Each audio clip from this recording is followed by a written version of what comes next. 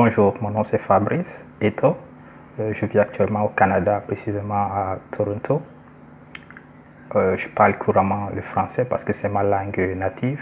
Et puis, je parle également l'anglais. Alors, la méthode pour moi, pour aider les apprenants, les étudiants ou les enfants à apprendre le français ou l'anglais, bon, pratiquement dans ce cas, nous parlons du français, elle est très simple.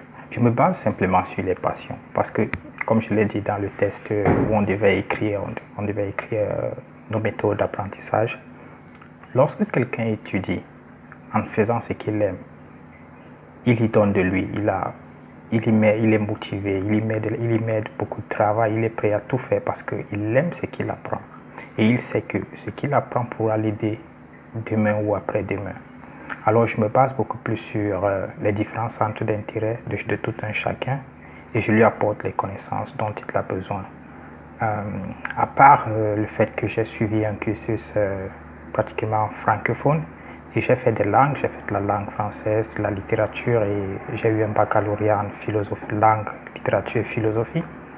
Et puis je suis allé à l'université où j'ai fait un master, j'ai fait une licence en gestion management et puis un master en gestion des entreprises.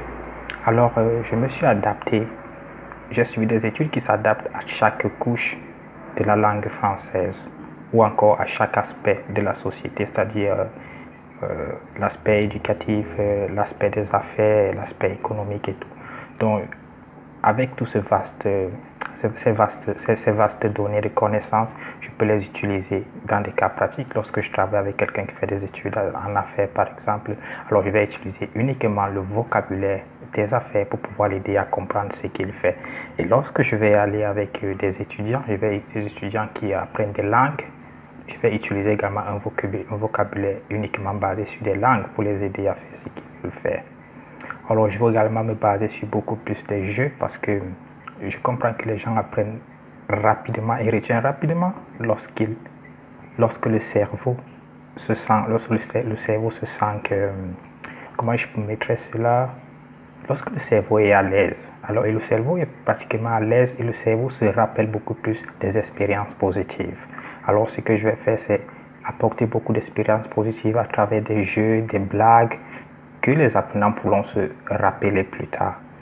C'est pas lorsqu'ils voudront discuter ou lorsqu'ils voudront pratiquer, ils se rappelleront simplement, oh, j'avais fait tel jeu, à partir de tel jeu, j'ai appris tel mot.